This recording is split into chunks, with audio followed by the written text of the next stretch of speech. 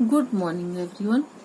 अब मैं आपके पाठ बीमार का इलाज पर प्रकाश डालने जा रही हूँ, जिसके राइटर हैं उदय शंकर भट्ट। सबसे पहले तो मैं उदय शंकर भट्ट के जीवन परिचय पर प्रकाश डालूंगी, जिसे ध्यान से सुनिएगा।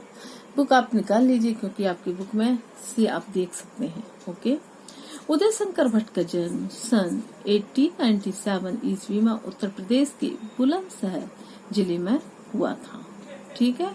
इनका जन्म कब और कहाँ हुआ था, क्वेश्चन बनता है। उनके पूर्वज गुजरात से आकर यहाँ बस गए थे। ठीक है। उनके घर का वातावरण संस्कृत में था। वे बचपन से ही संस्कृत के छंदों की रचना करने लगे। शिक्षा काल में ही वे हिंदी में कविताएं, लेख आदि लिखने लगे थे।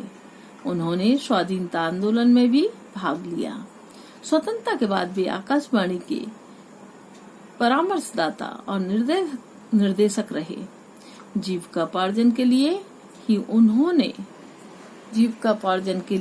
उन्होंने सबसे पहले लाला लाजपत राय के नेशनल कॉलेज लाहौर में अध्यापन कार्य किया।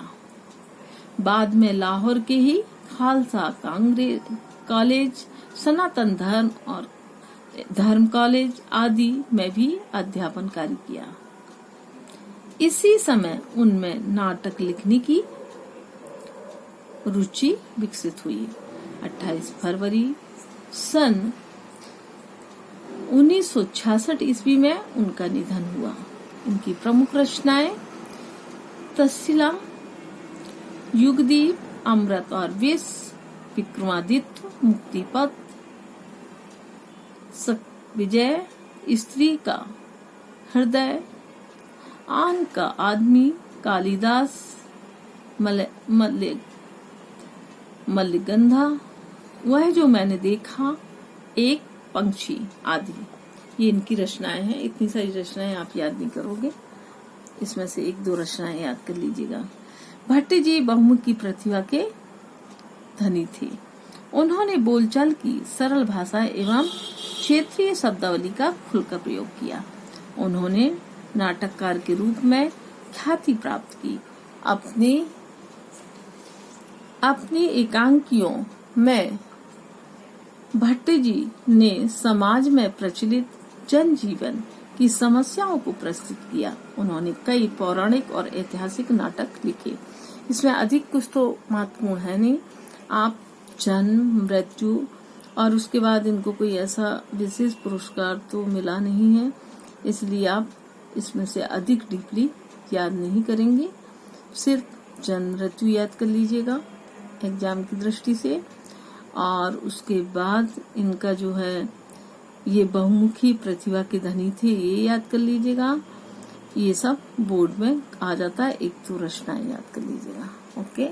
अब मैं आपके किस पर प्रकाश डालती हूँ, इसके सार पर प्रकाश डालती हूँ। ध्यान से आप देखिएगा। ठीक। अब ये जो बीमार का इलाज है, इसमें उदय शंकर भट्ट जी क्या कहते हैं। उदय शंकर भट्ट जी इस एकांकी में, ये एक एकांकी है। आप लोग ये ध्यान रखिएगा कि ये कौन सी विधा में लिखी गई, एकांकी विधा में लिखी गई है। ठीक है। मनोरंजक घटना है। किसने लिखी है? उदय शंकर भट्ट ने लिखी है। ये बोर्ड एग्जाम में आता है, इसलिए आप लोग ध्यान दीजिएगा। ठीक है। ये एक मनोरंजक घटना पर आधारित है। इस एकांकी का सार मैं आप बताने के लिए जा रही हूँ। अब इसमें क्या होता है कि जो चंद्रकांत के बड़े पुत्र कांति का मित्र विनोद इलाहाबाद से आगरा घूमने के लिए आता है, लेकिन अचानक वह बीमार पड़ जाता है। उसने आगरा से कांति के गांव जाने का कार्यक्रम बनाया था, परंतु आगरा आते ही उसे बुखार चढ़ जाता है और वह गांव में घूम नहीं पाता है। इस कारण विनोद का सारा आनंद समाप्त हो जाता है। परिवार के सभी सदस्य अपने अपने ढंग से इलाज कराते हैं उसका। परिवार के सदस्यों के विचार परस्पर नहीं मिलते हैं। सब अलग अलग प्रकार का ट्रीटमेंट बताते रहते हैं बेचारे। बीमार की तकलीफ को ध्यान में न रखकर अपनी ही प्रिय चिकित्सा पद्धति से इलाज कराना चाहते हैं। कांति के जो पिता हैं वो एलोपैथी के इलाज कराना चाहते हैं। उनके लिए वे डॉक्टर गुप्ता को बुलाते हैं। उनकी पत्नी सरस्वती आयुर्वेदिक पद्धति से इलाज कराना चाहती हैं, इसलिए वह वैद्य हरिश्चंद्र को बुलाती हैं। अब पंडित जी से मार्जन भी करवाती हैं। चंद्रकांत का नौकर झाड़ फूक में विश्वास करता है, इसके लिए वह झाड़ फूक करने वाले को बुला लेते हैं, ओझा को बुला लेते हैं। इस प्रकार से क्या होता है, जो विनोद है वह बीमार, मतलब सब ये चाहते हैं कि ये बीमार है, हमारे यहाँ का मेहमान है, तो कैसे भी स्वस्थ हो जाए, इसलिए वो अपने अपने ढंग से उसका इलाज कराना चाहते हैं, है ना। कई लोग एलोपैथी डॉक्टर की दवाई लेनी पड़ती है, तो दूसरी ओर अब जो बीमार है उसको तो एलोपैथी भी लेना है, उसको वैद्य जी की भी काढ़ा पीना है, और पुजारी जी भी जो वो कर रहे हैं, क्या कर रहे हैं पुजारी जी, जल का जो कर रहे हैं, मतलब जल के द्वारा उसको स्वस्थ करना चाहते हैं, तो वो उनका भी इलाज लेता है ना। पुजारी उस पर जल छिड़कते हैं। तो दूसरी ओर होम्योपैथी डॉक्टर दवाई पर विश्वास करता है। अब स्थिति यहाँ तक पहुँच जाती है कि मेहमान विनोद के इलाज को लेकर घर के स्वामी चंद्रकांत और उनकी पत्नी सरस्वती आपस में झगड़ा हो जाता है। मतलब ऐसी स्थिति बिगड़ जाती है कि दोनों में झगड़ा हो जाता है। अंत में विनोद जब ऐसी स्थिति देखता है तो वो क्या कहता है, वो कहता है कि नहीं भाई, मैं अब इन सब चीजों से स्वस्थ नहीं होऊंगा, बल्कि और बीमार हो जाऊंगा। मैं घूमने जा रहा हूँ बाहर, घूमने से स्वस्थ हो जाऊंगा, है ना। चंद्रकांत, सरस्वती और सुखिया परस्पर अपने अपने विश्वास को लेकर झगड़ते हैं। उनका झगड़ा देखकर उसे ऐसा लगने लगता है कि मैं इस सब से स्वस्थ नहीं होऊंगा, बल्कि मैं बाहर घूमने से स्वस्थ हो जाऊंगा।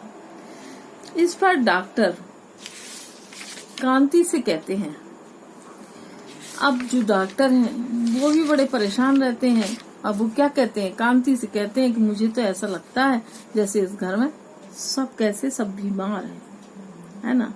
इनके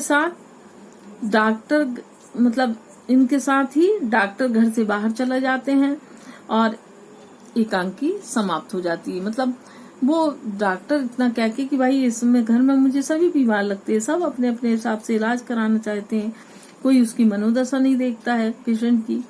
तो अब मैं क्या करूं, मैं तो कुछ भी नहीं कर पा रहा हूं, मैं डॉक्टर होते हुए भी किसी का इलाज नहीं कर पा रहा हूं, न इनको समझा पा रहा हूं। तो ऐसा कहकर वो क्या करते हैं, वहां से चले जाते हैं। अब ये जो एकांकी है, ये मनोरंजक होने के साथ साथ विचित्र प्रवृत्तियों की ओर भी व्यंग्यपूर्ण संकेत करती है। ये तो हो गई आपकी एकांकी। इस एकांकी में आपको समझ में आया होगा कि कभी भी व्यक्ति को ऐसा नहीं करना चाहिए कि अपने अपने ढंग से किसी को ट्रीटमेंट दे। जो उचित ट्रीटमेंट है वही देना चाहिए। इसमें जो आपके क्वेश्चन आंसर दिए हैं, ये क्वेश्चन आंसर आपको PDF में दूंगी मैं, और ये जो एक्सरसाइज है, ये एक्सरसाइज देखूंगी या तो PDF में दूंगी या फिर आपको स्वयं करना पड़ेगा, है ना, या मैं अभी देखती हूँ आपको करवा दूंगी सेकंड वीडियो में। ओके।